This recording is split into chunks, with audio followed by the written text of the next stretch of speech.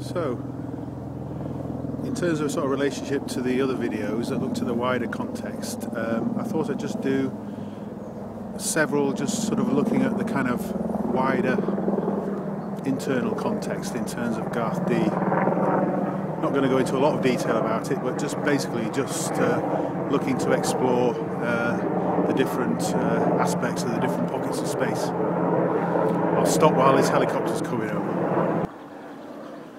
Of course, central element of fabric is the old Scott Sutherland building. I'm not quite sure which one is the current staff room. I think it's the bay on the top left.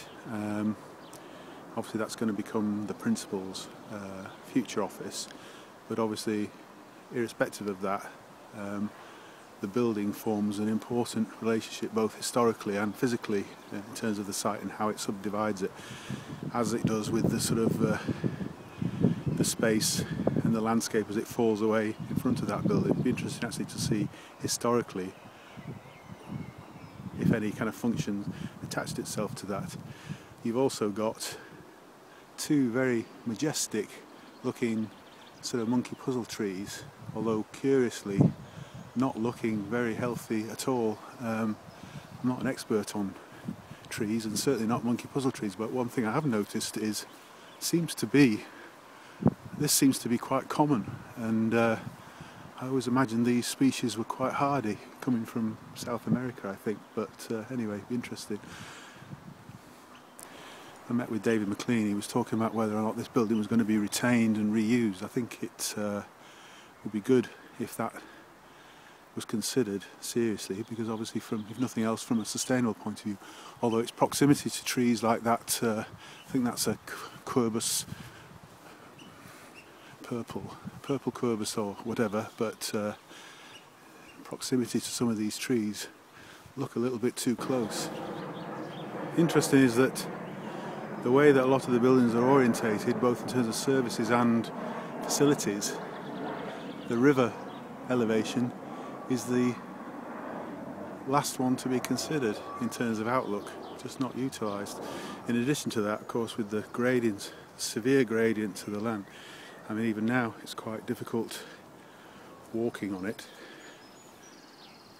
Interestingly, people are using it for their own purposes, and obviously you've got various clusters of trees around, all of which have got a sort of area underneath them that could be utilised for maybe circular seating and other kind of structures.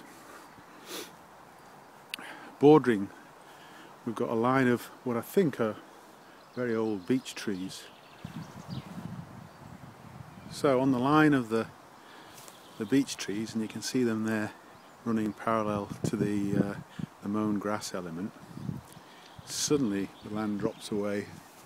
Difficult to say how much, but it looks something in the region of about maybe 15-20 metres or more, straight down virtually. A very deeply dense kind of wooded gorge, no doubt haven for ecology and wildlife, but where you stood on that edge, you're virtually at treetop canopy level, and that begs the question. Almost tempted to look at sort of almost pier type structures that come out and take you out to that level for observatory type situations. So that concludes just a very brief look at the pocket between Scott Sutherland and Grays. I think it's an important area.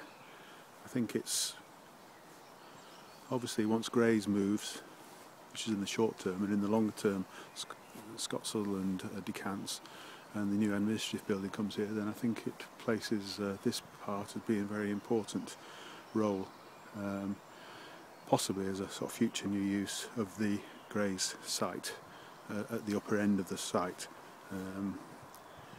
Something that needs to be investigated in terms of both looking at the master plan and also looking at what opportunities there are to reinvestigate that. Thanks.